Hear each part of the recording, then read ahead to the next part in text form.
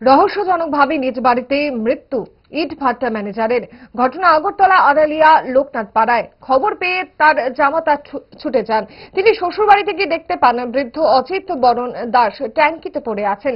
ছেলে অভিজিৎ দাস তার বাবাকে ওপরে উঠিয়ে আনার চেষ্টা করেছেন। পরে দমকল বাহিনী এসে বৃদ্ধকে জিবি হাসপাতালে নিয়ে এলে তাকে মৃত বলে ঘোষণা করা হয়। জামাতা জানান 5 ফুট বাই 5 ফুট ট্যাঙ্কিতে জলও ছিল না। সম্ভবত স্ট্রোক করে তিনি মারা যান। ঘটনা হয়েছে আমি দোকানে ছিলাম, তারপরে একটা বাচ্চা এসে বলতেছে, কাকু কাকু আমার এই আপনি তোমার শ্বশুরে মানে পড়ে গেছে গত রাত, আপনার পড়ে রয়েছে। তারপরে আমি যাই দেখি আমার সম্বন্ধীকে অলরেডি নিচে নামিয়ে রয়েছে, মানে উড়ানোর চেষ্টা করতেছে। এটা তো অনেক উৎসাহ তো তার জন্য।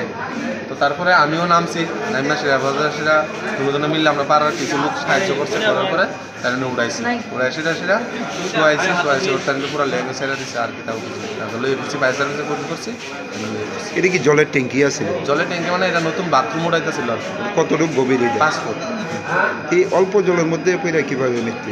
জল তো নাই, অনেক তাই হইতে পারে স্ট্রোক টুক করে লাগছে, পড়ার পরে মাথা সব করে মারছে। তাই না করছে পর্যন্ত বাড়ির ঠিক আছে, তুমি ট্যাঙ্কির সামনে যাইও না, মারি টাড়ি দিও না সাইডে যাইতে। তবু তাই গিয়েছে তাই মানে স্ত্রী ইয়েও কাজ করে, আশা করবো কেউ বাইদের না বাইরে, মানে তাই ছেলে অফিসে জায়গা।